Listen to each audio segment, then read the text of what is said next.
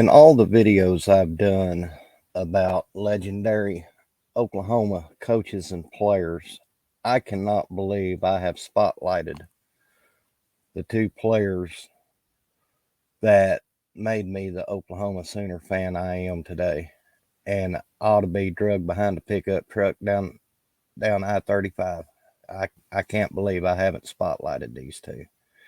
And that's Leon Crosswhite and Grant Berget. But before we jump into all of this, let me welcome you to Sooner Legends Podcast. I'm your host, the legend Mike Wilkerson. And if you haven't already subscribed and you're new to the channel, please consider subscribing, hitting your post notification bells. That way you won't miss any college football or OU related content that I will be uploading in the future. And give me a like. And if you don't mind, also share the video because, as we always say, sharing is caring. And I appreciate every one of y'all. I'm up to 168 subscribers. I'm trying my best by midnight Sunday to hit 200. So if y'all could help me achieve that goal, and I thank each and every one of y'all. So let's jump into this, shall we? The two players that made me the Sooner fan I am today is Leon Crosswhite and Grant Berget. Now, I'm going to jump on the phone. Now that I'm computerized, I don't have to take notes anymore. And also, I can just look everything up. Now, Leon, he was a fullback for us. Um, he was under Chuck Fairbanks.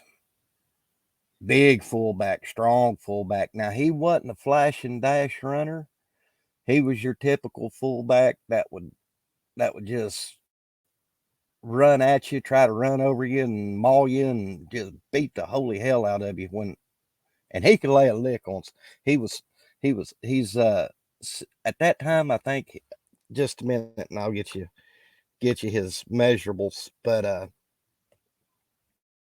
he was from Hennessy, Oklahoma, and he up there in that part of Oklahoma. Them's are all farm boys. They hauled hay, chopped cotton, just what I call country hosses. And Leon fit that bill really, really well. So I'm going to pull him up on my little Google Pocket machine, and I will give you some measurables. He's 72 years of age as of right now. He will be 73 in April. But at the time he played for OU, he was 6'2", 215 pounds.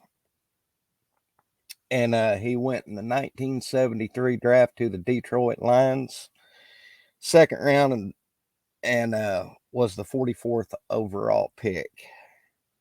And then he got traded to the New England Patriots, where they put him on injured reserve. And I will get you his stats. If you can just bear with me a minute.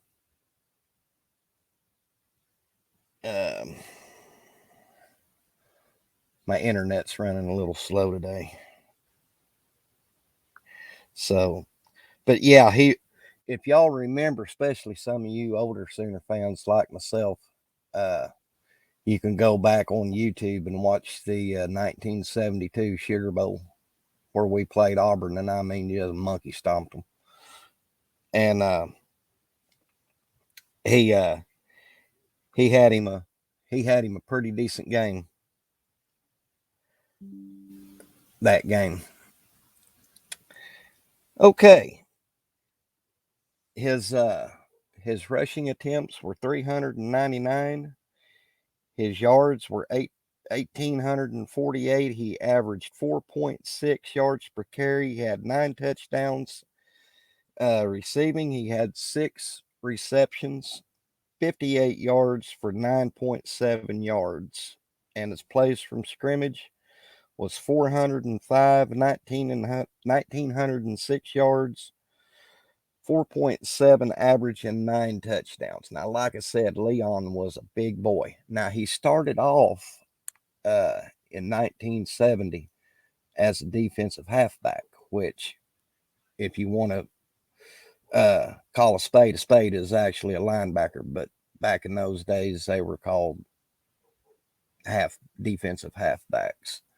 But at that time we had Greg Pruitt, Roy Bell, and I think Joe Wiley as the 3 starters on our wishbone, and then Leon moved into there after the 71 season, and went on to have a pretty decent career at OU. Like I said, for being a fullback, y'all's probably thinking, oh, his yards.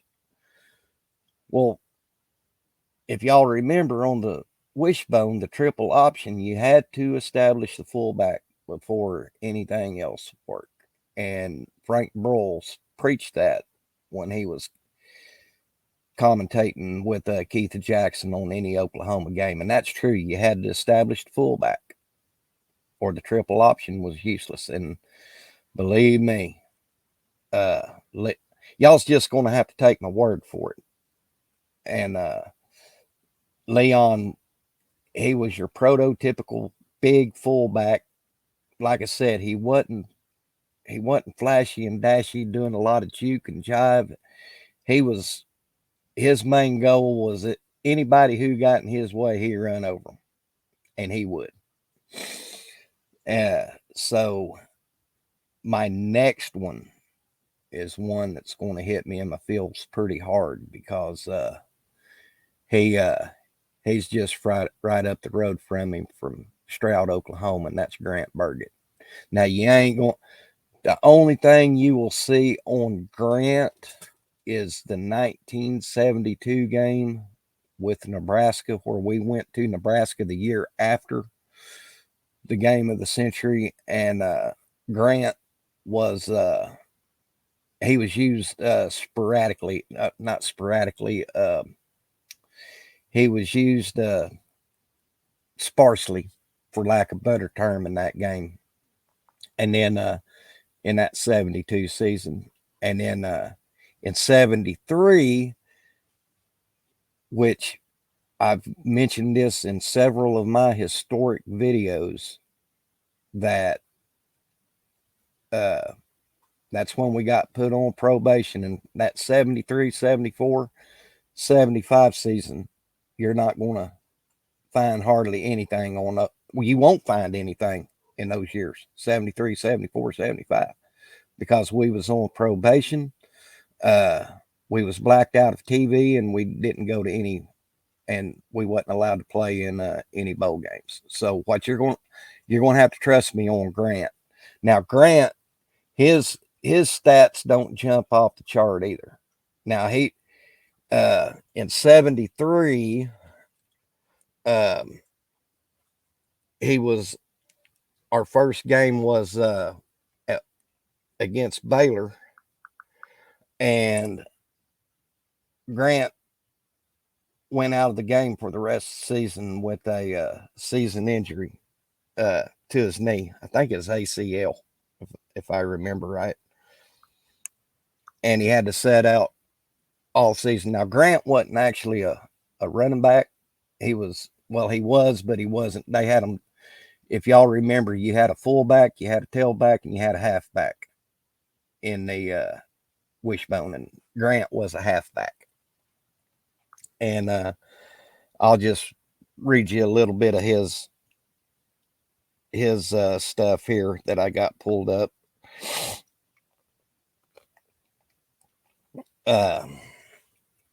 But running, he made some yards. His stats don't jump off the chart, but what Grant's prowess was blocking. Now, y'all talk about your offensive lineman pancaking people all the time. I seen Grant pancake big defensive linemen blocking for Little Joe. And let's see here. Yeah, it was September 15th of 73. From what Barry Trammell wrote on this article I'm reading about Grant, the Sooners beat Baylor 42-14, but after the game, Switzer was distraught because junior halfback Grant Berget had suffered a major injury to his knee, and like I said, I think it was a ACL. And Dean Blevins, sports director for Channel 9 News, spoke of Grant. He said probably the most well-liked player since 1970, which Berget Grant, he passed away. That would have been in 2021 due to health issues. And I tell you what, that killed me. But now, if some of you older Sooner fans, if the last name Berget is sounding familiar to you, go watch the 1979 Orange Bowl, or it was the 79, which was played in the 80. And Grant's younger brother, Barry, was a defensive lineman on that team. And now Grant, like I stated earlier, he was from Stroud, Oklahoma. Their dad was the coach, and Grant was an all-star athlete. Not only did he play football, but he ran track, and I think he played basketball too. In a sophomore season in 72, Grant's yards was 244 yards on 47 carries. And then, like I said, when he went into 73, he injured his knee against Baylor. And then, Grant returned in 74, and Grant split time with another legendary OU halfback, Elvis Peacock. And that year, Grant gained 379 yards on 65 carries with eight touchdowns. And Grant was a member of the 1974 National Championship team, which Sports Illustrated gave us the moniker of the best team you'll never see because of us being on probation. Excuse me. And Grant was a fierce competitor. I mean, he would they said in practices and spring ball, he always competed at a high level. And Little Joe Washington once stated that he was a tough SOB, which, like I said earlier, Grant blocked for Little Joe. Now, like his blocking prowess, I can't remember the game, is in that 74 season, because you had to go to the games or you had to listen to it on the radio. And me, fortunately, I got to attend quite a few home games that season. And I can't remember the game because that was 1974 and I was a youngster then. But there was one particular game that Grant was blocking and a big defensive line was coming in. And I mean, Grant just not only knocked him on his feet, but I mean, took him to the turf like he was a little baby doll. Dangest thing I ever seen. And he was, I guarantee if you talk to Little Joe right now, all the yards that Little Joe got in 74 and 73, or not 73 because Grant was out, but 74, Little Joe would probably in every game mention no less than 3 times about Grant Berget. He was sensational player, heck of a nice guy, and just.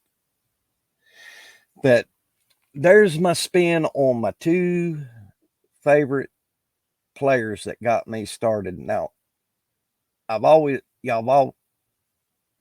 kind of got a feel for me that and I've mentioned this a bunch, that I was a defensive guy, but that didn't come along till the Selman brothers.